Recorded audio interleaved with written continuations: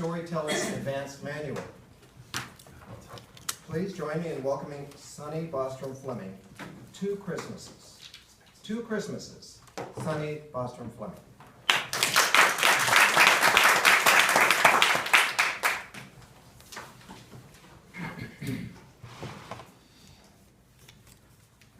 When the music known as Bolero was first performed by Ravel, and I'm sure you probably have heard the song,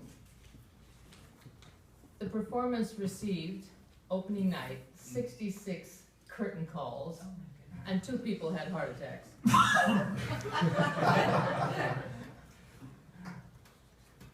When Pavarotti gave one of his last performances, in 1988 in Berlin, I had the pleasure of being there, he got 167 curtain calls.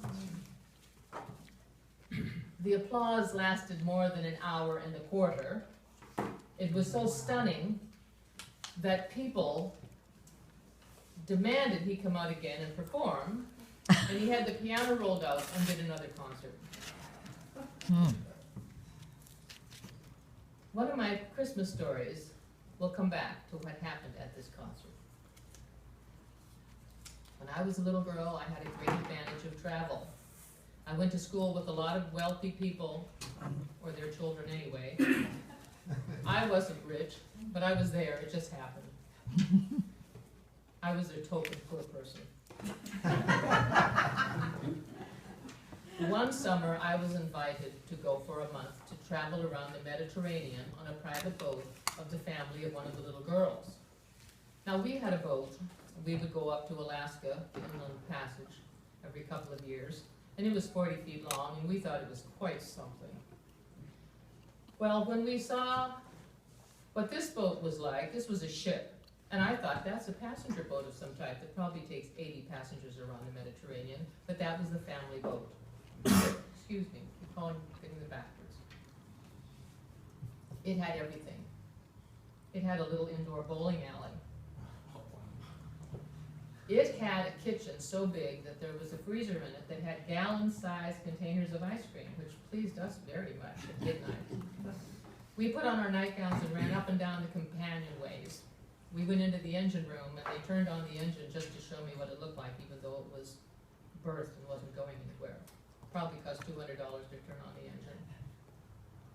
We jumped on the beds. You know you're not supposed to do that, but you know you do, don't you? The next morning, I was told that the little girl I came with had to go to the dentist, so I was by myself. A man in a uniform came to my little stateroom, and he said, "Would you like to eat in the dining room, or would you like to eat on the roof in the terrace and see the beautiful view of Monaco?" I said, "Oh, I would like to have the view, please." So I went up to this very beautiful room. There were palm trees inside it. And there was a man whose back was turned to me in the corner, sitting on what they call a peacock chair, a woven affair with a big back. And I was eating my favorite breakfast, cornflakes with ice cream in the middle. And try it, it's fantastic. It's dairy. And the man whose back was turned to me started to cry. And I thought, maybe he doesn't realize that he's not alone.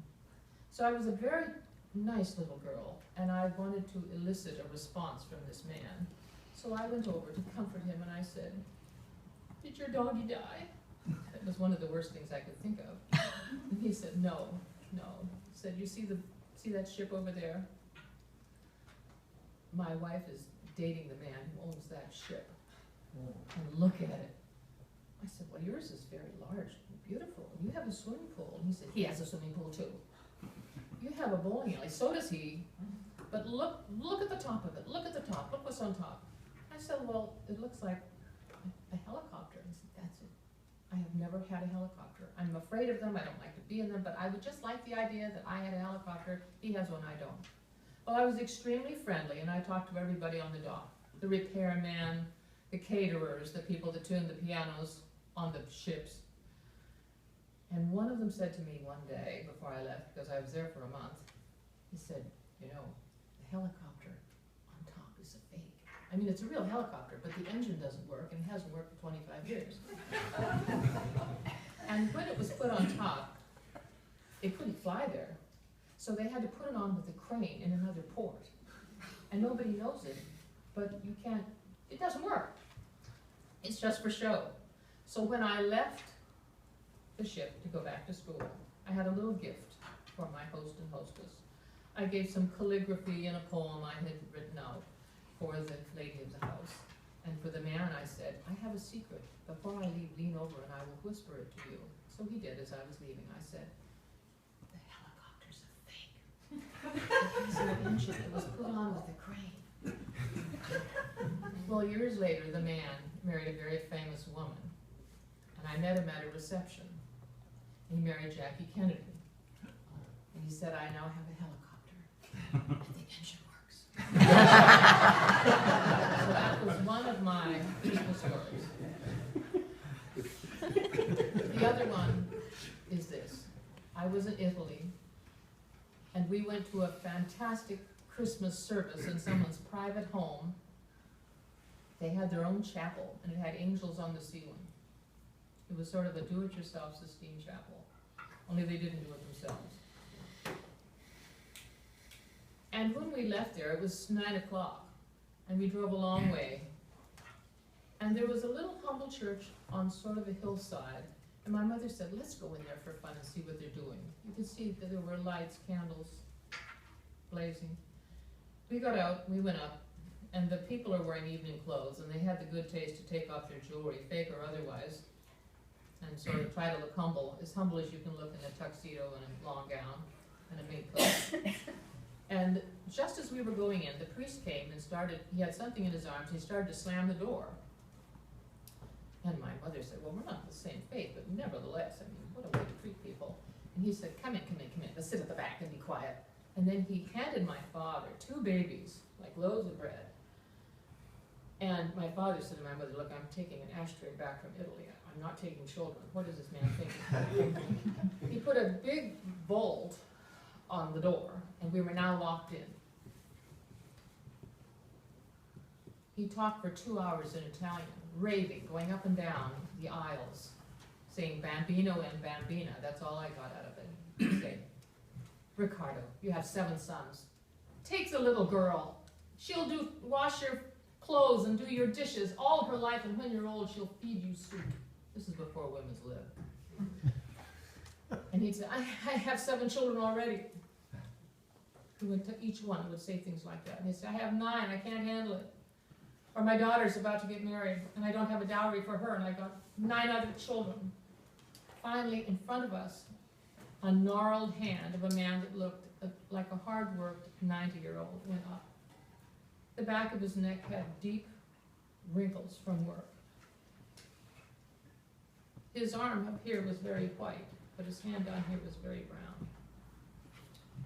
He said, I'll take them. And the priest went down and he said, which one do you want? And he said, I'll take both.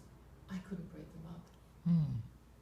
Years later, at Pavarotti, my mother dropped an earring when she got in that she was hiding. I picked it up, and when he left, I handed it to him like this. Years later, I saw the woman at the reception for Pavarotti, and she had made the duplicate earring, and I had made the duplicate earring.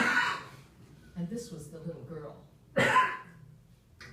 So I think about generosity of old men and little children when I think of Christmas. Thank you.